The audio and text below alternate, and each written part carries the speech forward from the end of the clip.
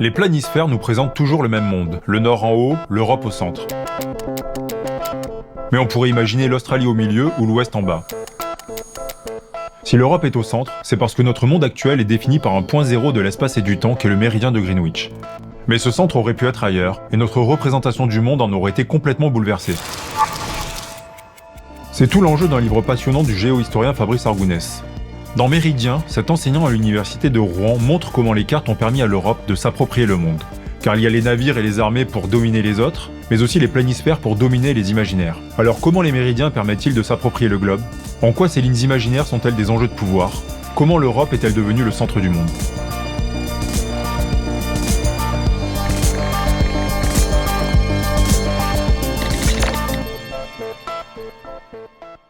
Sur ce sujet, on est obligé de passer par un petit point technique, mais qui est en même temps très politique parce qu'il pose une question. Comment se repérer sur une sphère ?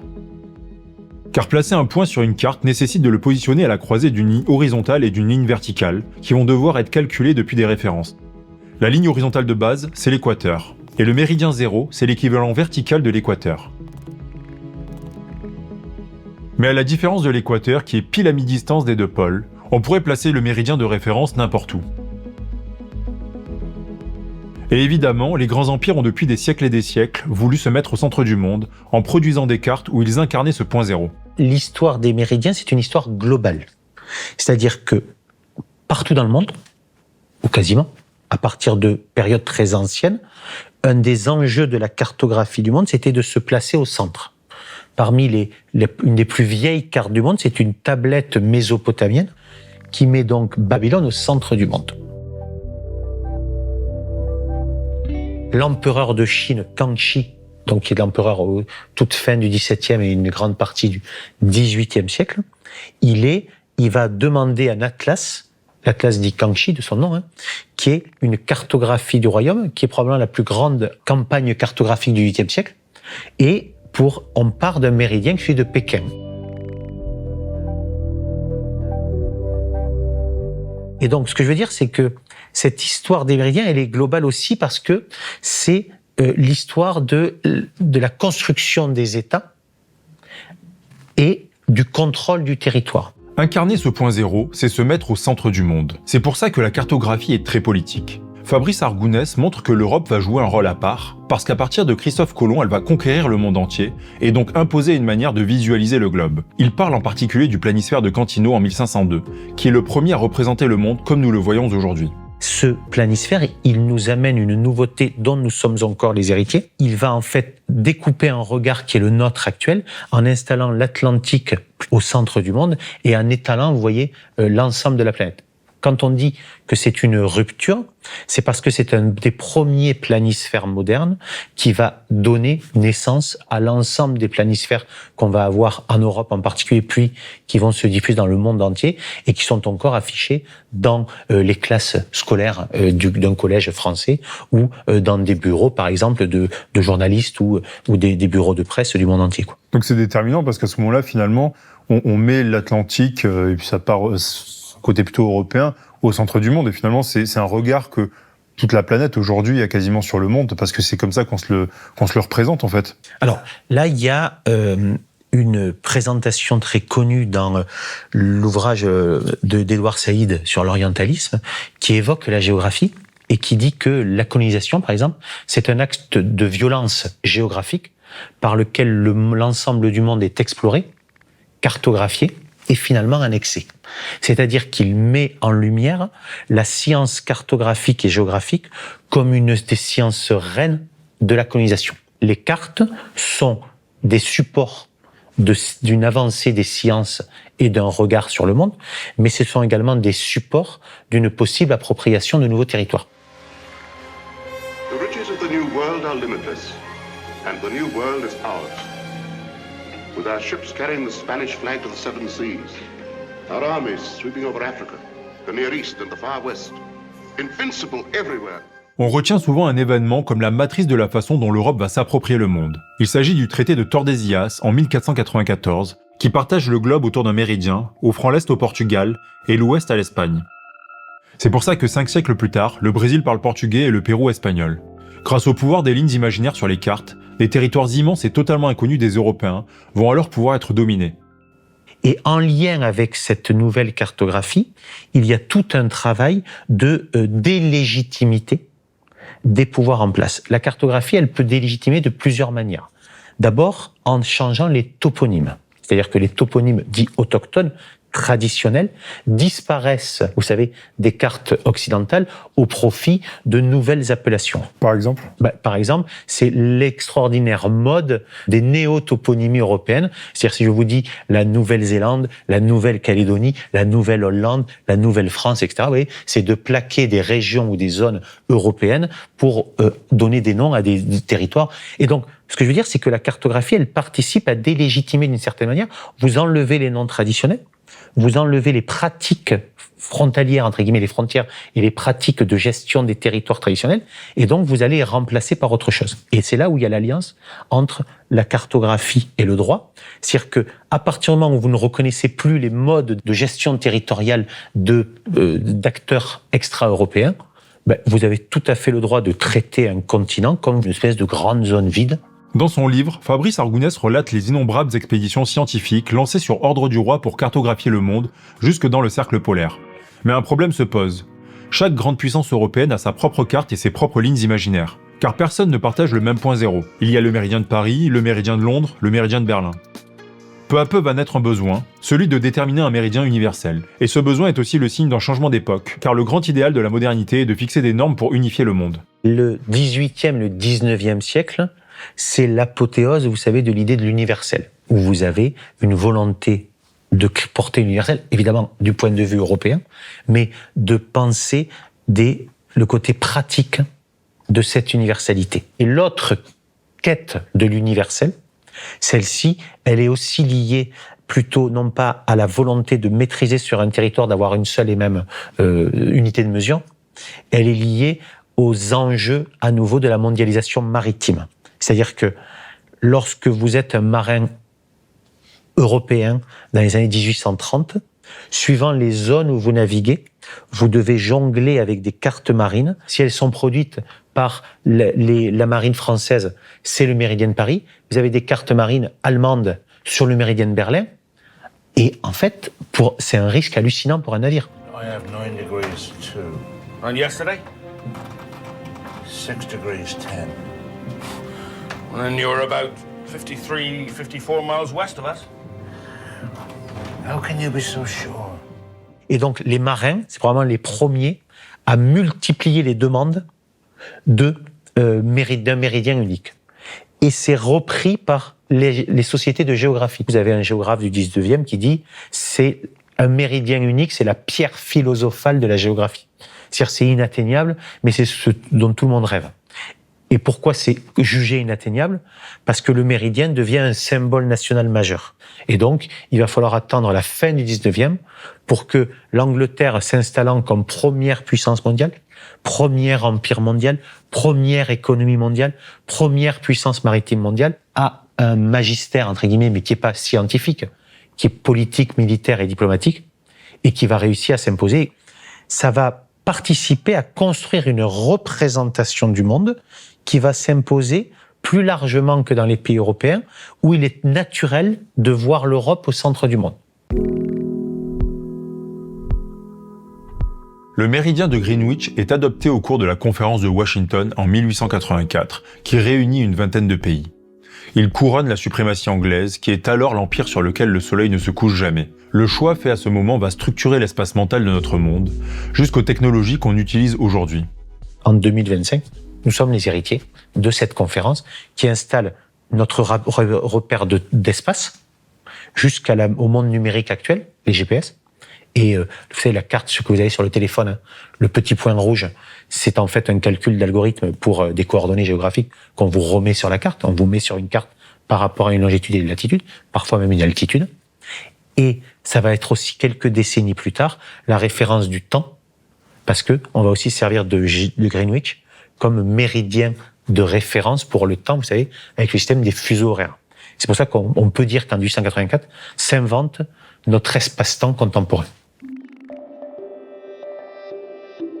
Ce qui est vertigineux, c'est que le méridien de Greenwich ne détermine pas seulement l'espace, mais aussi le temps, car c'est à partir de ce point zéro que sont calculés les fuseaux horaires. D'ailleurs, le nom complet de la conférence de Washington était « Conférence internationale pour l'adoption d'un premier méridien unique et d'une heure universelle ». L'espace-temps de notre monde moderne s'est donc inventé à la fin du 19e siècle, et il prend acte d'une nouvelle époque marquée par l'accélération des innovations technologiques. Ce qui va aussi faire le succès du méridien de référence, ce sont les nouveaux modes de transport, notamment le chemin de fer. Petit à petit, on a des inventions qui vont entraîner un déplacement de gens et d'informations. Je pense au déplacement des gens, je répète, c'est le chemin de fer. L'information, c'est d'avoir le télégraphe. Et donc, on va avoir un réseau qui va être de plus en plus étendu. Et à la fin du 19e, vous pouvez avoir une information, un truc qui se passe à Hong Kong, qui arrive à Londres en quelques minutes ou en quelques heures. Et donc, ce principe va obliger les populations à unifier certaines pratiques temporelles. Et donc, on va se servir aussi des fuseaux horaires pour ça. Alors, à chaque fois qu'en avion, en bateau, en automobile, à pied même, si vous êtes très très courageux, vous traversez une de ces lignes invisibles, eh bien, il faut changer les aiguilles de votre montre pour être à l'heure dans le pays dans lequel vous arrivez. Ces moyens de transport de plus en plus modernes vont entraîner l'obligation d'une maîtrise meilleure du territoire et de ses normes, à la fois spatiales et également temporelles. Et évidemment, au XXe siècle, l'aviation, puis plus tard la conquête spatiale, puis aussi la maîtrise, par exemple, balistique, le fait de pouvoir envoyer, vous savez, des missiles sur d'autres continents pendant la guerre froide, ça va être un enjeu. Et donc, est-ce qu'on peut dire que Greenwich est aujourd'hui indépassable ? La particularité, c'est que le système de longitude et de latitude installé à partir du méridien de Greenwich, il a construit notre cartographie contemporaine. Et donc, sortir de ce modèle est difficilement envisageable. Parce que le coût de transformation du système serait astronomique. Alors que je répète, notre monde numérique est pensé là-dessus. Et en plus, sur les recherches Google, par exemple, plus d'une recherche sur 5 ou 6 est liée à la notion de géoréférencement, c'est-à-dire d'avoir un enjeu, vous savez, géographique. Ça peut être d'aller regarder où est l'hôpital le plus proche, où est le bar le plus proche. Et donc, même un acteur comme la Chine, dont un des enjeux, c'est évidemment de montrer sa capacité de penser le monde différemment des Européens, de proposer en droit international, de proposer en relation, en diplomatie, etc., un contre-récit par rapport au grand récit européen, quitte à réinventer un peu le passé. Eh bien, ce modèle-là ne prend pas en compte de nouvelles longitudes qui seraient sinocentrées. La cartographie numérique de référence en Chine, c'est Baidu Maps. Vous savez qu'il y a un concurrent de Google Maps. Ben, les coordonnées de Baidu Maps sont des coordonnées qui sont liées au méridien de Greenwich. Donc ça explique évidemment que même le contre-récit cartographique chinois ne s'émancipe pas complètement, évidemment, et voire pas du tout dans ce cas-là, du méridien de Greenwich comme méridien zéro. Clairement, il semble inconcevable aujourd'hui de changer de point zéro pour notre espace-temps. Mais pour Fabrice Argounès, cette réalité ne doit pas nous empêcher de voir autrement les cartes en décentrant les regards qu'on porte dessus. Les cartes, c'est un outil de pouvoir aussi en tant que représentation. Mais c'est aussi un outil de pouvoir en regardant les informations qui sont visibles sur la carte. Il y a des informations visibles et d'autres masquées. L'exemple très connu, la cartographie numérique est dominée par la cartographie commerciale et capitaliste. C'est-à-dire que, c'est pas compliqué, L'exemple le plus connu, c'est qu'il est plus facile de trouver un restaurant fast-food sur Google Maps que l'école du quartier. Sur l'école du quartier, vous devez la taper, vous savez, vous devez taper pour aller où elle est. Mais si vous ouvrez Google, vous avez des informations avec des restaurants, des magasins, etc., très visibles. Ok ? Et donc là, c'est pas le cas pour des services publics, par exemple.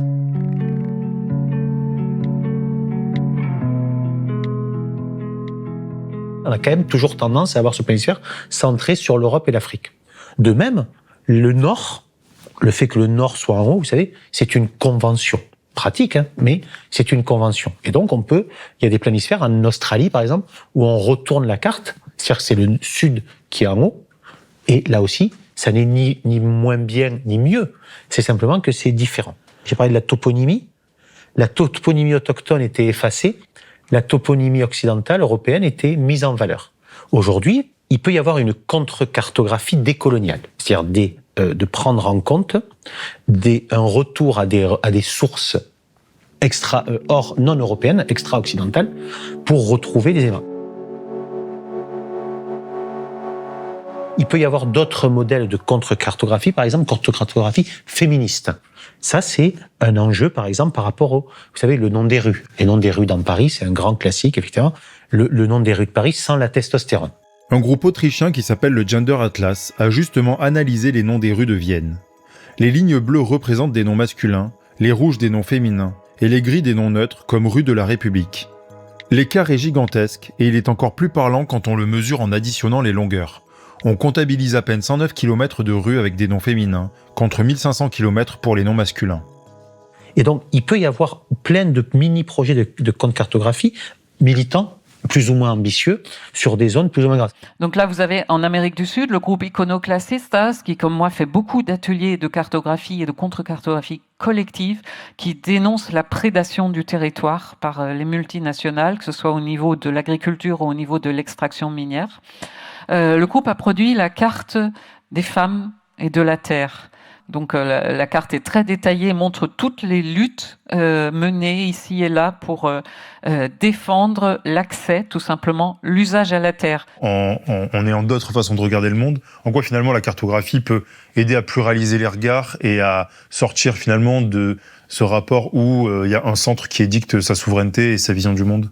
Oui, mais c'est ce que j'appelle la pédagogie du décentrement. Parce que la carte, c'est l'avantage par rapport à un discours, c'est que, comme c'est un objet graphique, le biais est visible. Et donc, il est pédagogiquement intéressant de le montrer. La deuxième chose, c'est que la carte, c'est un média total. C'est-à-dire, c'est un média qui permet, bien avant Internet, ça a été des supports de prière, ça a été des objets de propagande, et ce sont encore des objets de propagande. We're going to be changing the name of the Gulf of Mexico to the Gulf of America. Ça a été un enjeu scientifique, ça a été un enjeu de définition de l'État, ça a été un enjeu de lutte, etc., etc. Donc, on peut mettre beaucoup de choses. Et donc là, effectivement, l'idée, c'est de montrer que la carte, aujourd'hui, elle doit être regardée dans la pluralité de ses possibilités. Et donc, s'intéresser aux méridiens pour leur aspect historique, s'intéresser à l'idée qu'il y a eu des méridiens de référence très nombreux, concurrents de celui qui a gagné, entre guillemets, qui est Greenwich, qu'il y a eu des méridiens qui ont servi à toute autre chose que les sciences géographiques, qui ont été des supports d'impérialisme, de nationalisme, de colonisation, etc., etc. C'est pas enlever l'intérêt scientifique des méridiens, c'est montrer qu'on a besoin d'avoir une vision globale et donc d'insérer les problématiques politiques, sociales, culturelles, tout ce que vous voulez autour de ça. Et pour la planète, mais également d'ailleurs, pour l'anecdote, pour d'autres planètes, puisque on a aussi des méridiens de référence sur la Lune, qui a servi pour les alunissages d'Apollo, et sur Mars, et parmi les projets d'Elon Musk, vous savez, d'aller sur Mars, il se sert de coordonnées géographiques à partir d'un méridien de référence, puisque toutes les sphères peuvent avoir des méridiens de référence. Voilà. L'évolution passionnante des méridiens est à la fois une histoire de savoir et une histoire de pouvoir. Ces lignes imaginaires permettent de mieux connaître le monde, mais aussi de se l'approprier. Les cartes ont surtout un pouvoir symbolique. En posant le méridien de Greenwich comme point zéro universel de l'espace et du temps, l'Europe apparaît comme le centre de notre monde globalisé. C'est pour ça que Fabrice Argounès nous appelle, contre l'hégémonie d'un point de vue unique, à décentrer notre regard sur les cartes pour leur faire aussi dire ce qu'elles ne nous montrent pas.